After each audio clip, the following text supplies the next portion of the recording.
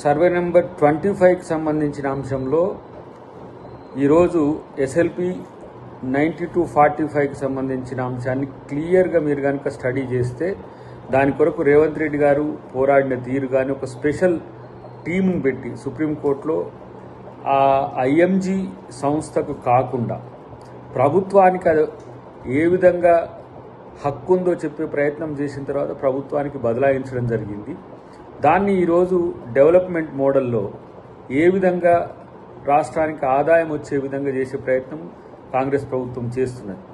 గతంలో కేసీఆర్, కేటీఆర్ ఆ భూములకు సంబంధించిన స్టేట్మెంట్స్ కూడా మీరు చూడవచ్చు.